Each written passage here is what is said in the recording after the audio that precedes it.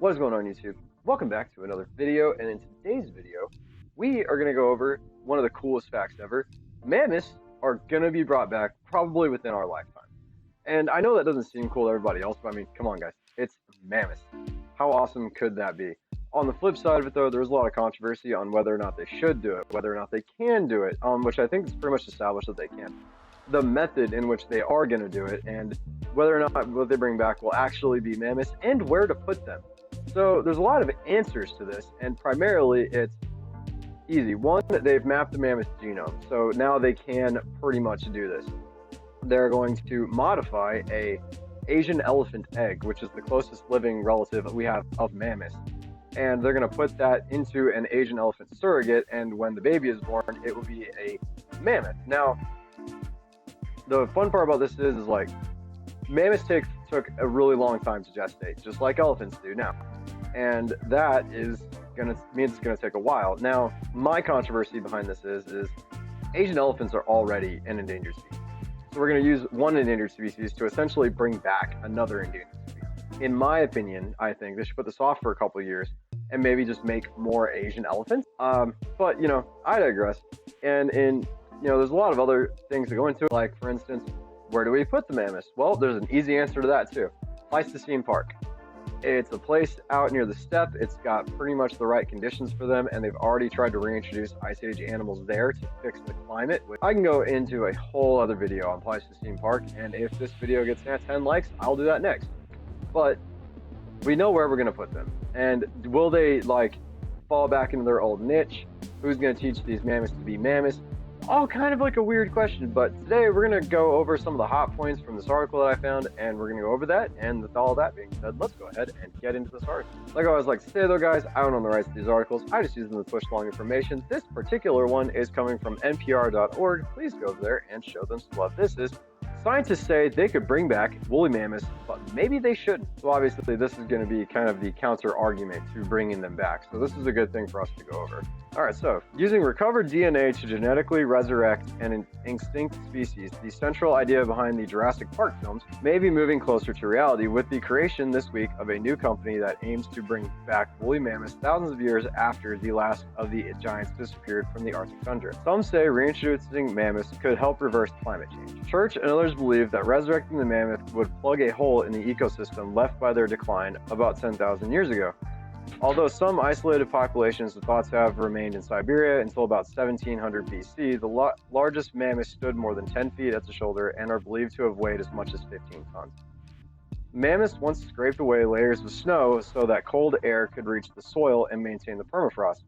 After they disappeared, the accumulated snow with its insulating properties meant the permafrost began to warm, releasing greenhouse gases. Church and others contend. They argued that returning mammoths, or at least hybrids that would fill the same ecological niche to the Arctic, could reverse that trend. So what they mean by hybrids is they're not going to be actual mammoths. There's going to be kind of Asian elephants that have mammoth traits. And that's kind of the controversy thing. So we're getting mammoths back, but they're not actually going to be full mammoths. With the reintroduction of woolly mammoths, we believe our work will restore this degraded ecosystem to a richer one, similar to the tundra that existed in as recently as 10,000 years ago, the company says. Love Delane, a professor in evolutionary genetics at the Stockholm-based Center for Paleogenetics, is skeptical of that claim. I personally do not think that this will have any measurable impact on the rate of climate change in the future. Even if it were to succeed, there is virtually no evidence in support of the hypothesis that trampling a very large number of mammoths would have any impact on climate change.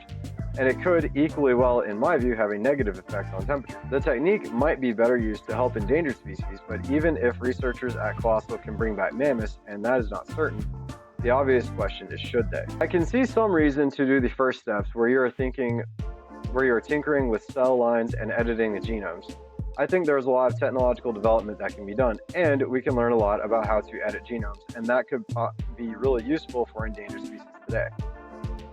Joseph Fredrickson, a vertebrate paleontologist and writer of West Earth Science Museum in Menasha, Wis, was inspired as a child by the original Jurassic Park movie, but even he thinks that the more important goal should be preventing extinction rather than reversing it. If you can create a mammoth, or at least an elephant that looks like a good copy of a mammoth that can survive in Siberia, you could do quite a bit for the white rhino or the giant panda, especially for animals that have dwindling genetic diversity, Fredrickson says.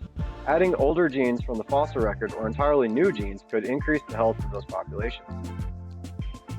Beth Shapiro, a paleontologist at the University of California, Santa Cruz, and author of How to Clone a Mammoth, The Science of De-Extinction, said empathetically, "I don't want to see mammoths come back.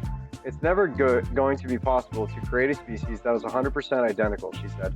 "But what if we could use the technology to not to bring back mammoths, but to save elephants?" See? Save the elephants first. Mammoths might upset existing ecosystems. Colossal experienced aim also The colossal expressed aim also brings up another ethical concern.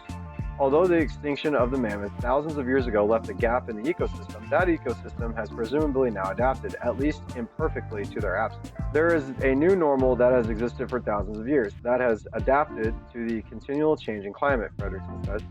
Bringing back something that has all the characteristics that would have thrived in the Pleistocene doesn't necessarily mean it's going to survive today, especially when you're mixing in the unknowns of other genes that are acting in a warm weather tropical animal and then trying to move it to a new environment. There were plants and animals that were living alongside the mammoth that are now long gone or have drastically shrunk in their range, and just bringing back the mammoth won't bring those back. Colossal says it's not trying to bring back an invasive species, but instead wants to enrich an ecosystem that has been and continues to be steadily degrading without its presence. In yet a different sense, there is the question of how mammoths might fit in. The proposed de-extinction of mammoths raises a massive ethical issue. The mammoth was not simply a set of genes, it was a social animal, and as is the modern Asian elephant, Matthew Cobb, a professor of zoology at the University of Manchester, told The Guardian in 2017. What will happen when the elephant-mammoth hybrid is born? How will it be greeted by elephants? So here's the thing, elephants aren't dumb. They'll know that it's not an elephant. The elephant mother may also reject the baby. But if she doesn't, there's a good chance it'll be accepted into the herd, or at least it can kind of make its own thing. But, we'll never really know. Predicted 6-year timeline would be exceptionally short. All of this, of course, assumes that producing a mammoth is even possible, Colossal says. It hopes to produce an embryo in 6 years. But with an estimated 1.4 million individual genetic mutations separating the ancient creature from Asian elephants, the task of gene splicing could prove a mammoth undertaking. Perhaps an even bigger obstacle might be developing an artificial uterus for gestating the embryos. Even Church acknowledges that this might not be so easy. Among other things, the company plans to create a pumping system for exchanging of gas, nutrients, and waste metabolites and umbilical blood supply with the goal of carrying a woolly mammoth embryo to term in vitro. Researchers have been working on just such a device, but technical hurdles remain. Is this going to happen anytime soon? The answer is absolutely not, says Fredrickson. Delaney agrees that the 6-year timeline is exceptionally short. It seems pretty ambitious. But Church and his colleagues aren't alone in their ambition. The idea of mammoth de-extinction has been around for some time, and other groups such as the California-based nonprofit Revive and Restore, which last year managed the first ever clone of an endangered species, the black-footed ferret, have also been working on a mammoth-elephant hybrid. The traditional scientific view is that our ancestors hunted the mammoth to extinction. While more recent theories point to habitat destruction at the end of the last ice age, the biggest factor, but with humans still copying part of the blame. Fredrickson thinks that one of the reasons that the question of de-extinction, fueled by pop culture and real-world advances in science, is raised so frequently by patrons at the museums he heads. I think, as humans, we have a little bit of guilt in us, still knowing that we almost certainly contributed to the extinction event. This may be a way of getting the burdens off our backs. And that really is sort of the crux of it. We probably weren't the only factor, but we were a large contributing factor to mammoth extinction. Just because of that, probably somewhere in the back of a lot of people's minds is we kind of owe it to them to bring them back. But like they're saying, what do we do with them once we have mammoths? We're bringing them back. They're automatically going to be an endangered species. Once we do this, if they manage to do this, if we put them back in the ecosystem could crash. It'd almost be like introducing an invasive species since they've been gone for so long. And even then, if we decide, we're not going to do that, we're just going to put them in zoos. Yeah, that's cool. You're going to have mammoths in zoos, but it's a mammoth in a zoo. So it's there's going to be controversy against that on basically the same thing as having elephants in zoos. Like I said, maybe, and they also said, maybe bringing back more elephants should probably be the first step. and increasing genetic diversity and other things that we don't know, that we have that are close to extinction.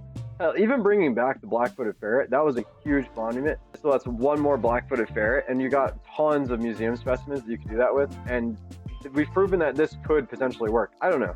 Let me know what you guys think in the comments down below. I personally think that it would be really cool to see a mammoth. So that side of my brain is kind of outweighing this could potentially destroy crap ton of ecosystem side of the brain. But the Jurassic Park theory. Can we? Maybe. Should we? Probably not. But it could go the other way. Can we? Yes. And should we? Definitely, because this is definitely going to help. Well, like I said though, guys, please let me know what you guys think in the comments down below. Do you guys want to see mammoths within your lifetime? Do you guys think it's a good idea to reintroduce them back into the ecosystem? I'd love to hear your thoughts down in the towel section. Please go ahead, hit that like button, hit the subscribe button, follow me on all of my social medias, which will be coming up after this, and I will see you guys in the next video.